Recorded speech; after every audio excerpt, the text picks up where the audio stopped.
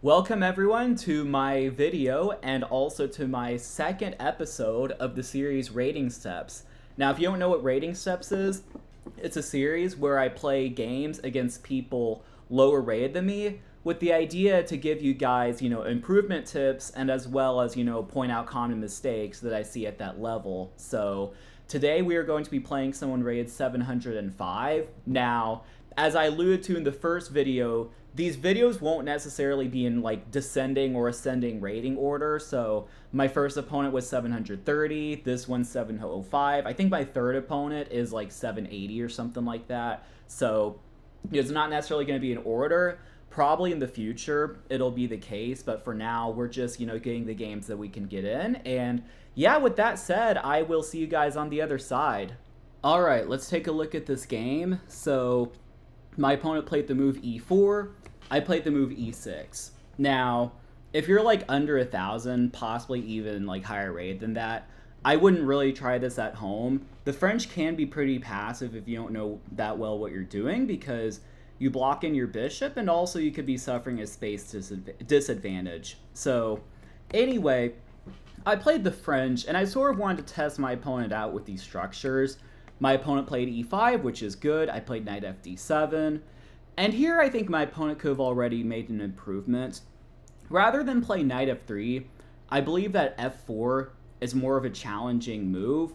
You protect the e5 square more, and also when white develops and castles, they sort of have a half-open f-file to potentially utilize with their rook that lands on the f1 square when castling. So for those reasons, I think f4 would have been a better move, and as theory agrees, but anyway, knight f3 is not terrible, but the thing to recognize is that when I play this move c5, now, this is one common idea in the French. It's like one of the main ideas in the French. The move c5, my idea is to put pressure, not necessarily attack or even take, but I want to put pressure on the d4 square. And that's even shown with my moves like knight c6, and oftentimes even queen b6 is thematic in the French. And so the other thing that I want to explain is that not only is it about an attack on the d4 square, but also when I'm attacking the d4 square, that pawn is protecting the e5 square. The e5 pawn, excuse me. So as we'll see later in the game, I was able to put enough pressure. I was able to take d4, then take e5. And what I also wanted to explain is that none of this would have really happened if my opponent had played f4. Because after like f4, c5, if I continue to build up pressure on d4, then taking is never productive because they have a protected pawn on e5, and I could not take it. So what happened is that after c5, and one more thing to note is that taking is always just uncomfortable. Actually here, this is the theoretical move, I'm pretty sure, but maybe it was here that white should take. But I mean, either way, it's always just uncomfortable for white to take because it just kind of splits their pawns and sort of just maintains the tension. Not maintains the tension, it releases the tension prematurely. So my opponent played bishop d3, and here I was able to win a pawn. Now it is important to calculate as such to verify, but after c takes d4, my opponent has two ways to recapture, either with the bishop or the knight. If they recapture with the knight, which is actually what happened in the game, I can just take on e5. The pawn is just sort of sitting there, loose, I can take it. I had the bishop highlighted when I was analyzing it later. I don't even know why necessarily, but anyway. So if my opponent had played bishop takes, it would have required a little bit more calculation. Note that this pawn is not touchable at this very move. If you remember from my first video about number of attackers and defenders, my first video of the series, I should say, always count the number of attackers and defenders. So 2 protectors, 2 attackers, that means that the defending side would be fine because at the end of the captures, they get the last capture. So anyway, after knight takes d4, so if they had played bishop takes d4, I'm able to trade and then take e5, and I just win a pawn there. So with that said, I played knight takes e5, my opponent castled, I played bishop d6, my opponent played knight b5, I played bishop b8, and this is something, well, actually a couple of things. One, I did see the possibility for this trade, and I was sort of tempted by it, although I did realize that the bishop's not really going anywhere, and the only way for them to really avoid a trade is either to just drop back to e2 or go to b5 and like wrap around, which would take some time. So I always figured I'd have the trade later. So I played bishop b6 and bishop b8. Bishop b8 may look passive to the untrained eye, but in reality, it's still a very strong bishop. So after a4, I played a6. My opponent played knight d4. I played knight f6, which is solely a prophylactic move. I was just thinking I did want to castle as soon as possible, but I didn't really want to allow any shenanigans on the king side. Now, there's nothing really concrete here. I mean, if they like sack on h7 and go queen h5, I just go here and they don't really have a follow-up.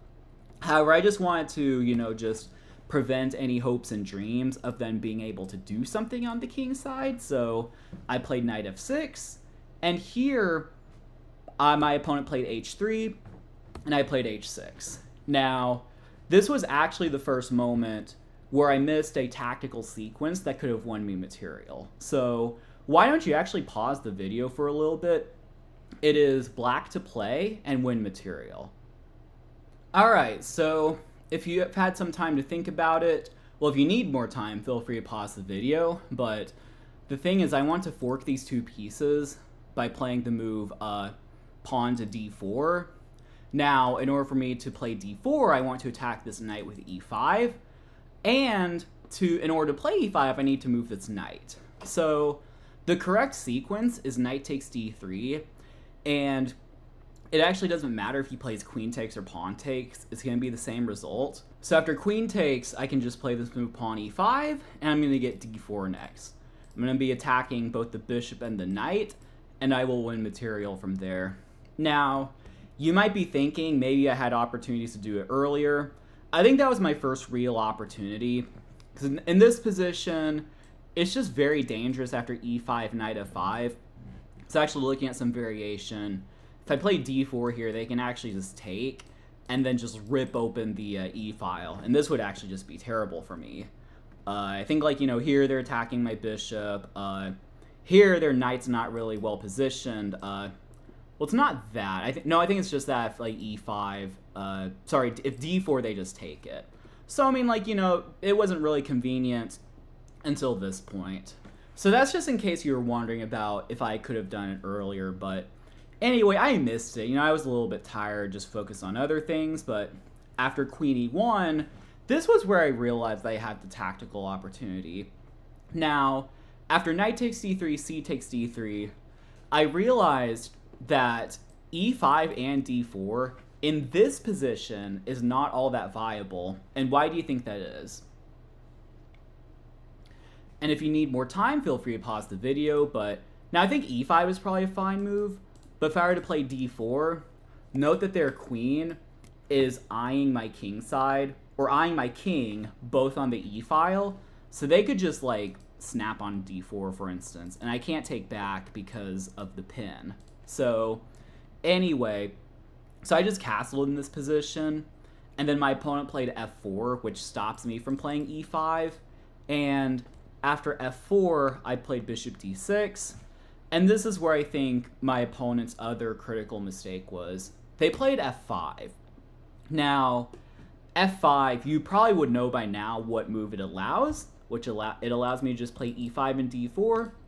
Not only that, but positionally, my bishop is now great, because previously, f4 sort of trapped in my bishop. Not trapped, but kind of locked in my bishop from being able to do anything dangerous. Now, it's just a beautiful piece that's pointing at those dark square weaknesses. So, but after f5, I played e5, then d4, just forking the two pieces, and as you can see from the clock times, we're getting a little bit low on time. Here, I played a fancy move. It turned out not to be necessary. I just played bishop h2, sacrificing my bishop, but I'm just going to win it back the very next move. It turns out I slightly miscalculated, which this is a good lesson, which is that if you're calculating a line, you do want to look one more move ahead.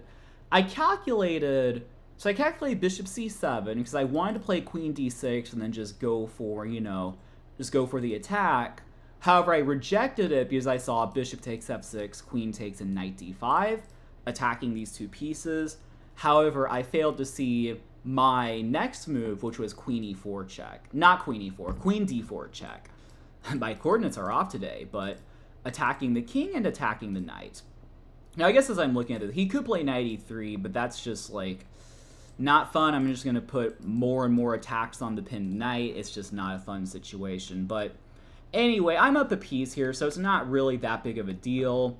My opponent chose not to take. I guess they just wanted to take it and move later for whatever reason. I don't really think that's very practical, but, to each their own way. I played knight h5 simply with the idea to go, like, queen d6 check, and then I have, like, pressure on the dark squares.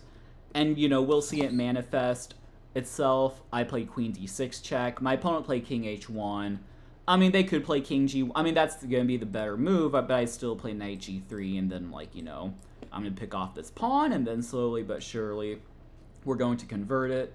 King h1 just allows me to get knight g3 check, and then, so I just picked off another pawn. My opponent traded queens, and okay, they made my life a little bit difficult with this knight just lurking.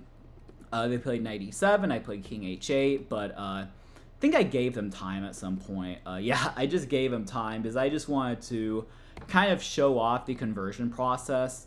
I played bishop e4. My opponent traded rooks, which I don't really think they should have traded. I think if you're losing, if you're down material, just keep pieces on the board and try to make it as difficult as possible. Like, if they played rook e1 attacking my bishop, I might have to do something. And then, they could play, like, I don't know, knight f5. And they still have pressure now. It's not a great position at all, but that is definitely another pro tip I would give. Just, if you're down material, just don't trade, because I play rook e8 and breathe a sigh of relief, because the knight is essentially trapped. I mean, it only has one safe square, which is f5, then I just trade it off. And here, okay, I'm completely winning, but I'll show the conversion process. First, I just picked off his pawns, so I just picked off all these pawns so that one of these guys could go. Next, what I like to do, which is important in my opinion, I just put my rook on the c4 square. I put my rook on the c4 square, just simply cutting off their king from being able to ever get in. And if the king ever attacks my rook, I can just move it. But the idea is I can just push my pawn or one of my pawns just uninterrupted. So that was my first thing. So I actually just pushed both pawns, and then now just avoid a stalemate. That's just my other advice I would give. So the ways to do it are either, just check your opponent. Checking assures that there's no stalemate, or if you don't check, just make sure that they have a square that they can go to. And you want to consciously do that, because you'll lose, like, consciousness if you're, like, just doing it over and over oftentimes. I mean, like, consciousness isn't, like, you're not, like, you're not consciously looking for the moves. And that's how stalemates happen all the time. But I got this checkmate, and then, just for fun, I promoted to a rook and ended up getting to checkmate.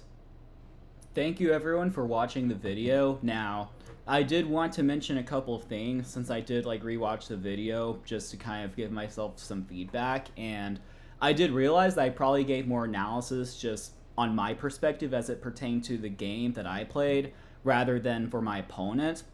And I will work on that in the future, just trying to make it geared towards my opponent's, just moves, inaccuracies and what they could have done better. But I would say that once they lost the pawn very early in the opening, then it was kind of difficult to play from there. And they did lose the piece, and they could have positioned their pieces and as such a way not to lose a piece with that, just takes d3, then, e5, d4 tactic. But to be frank, that is hard for a 700 rated player to see, so I don't really put too much fault into that.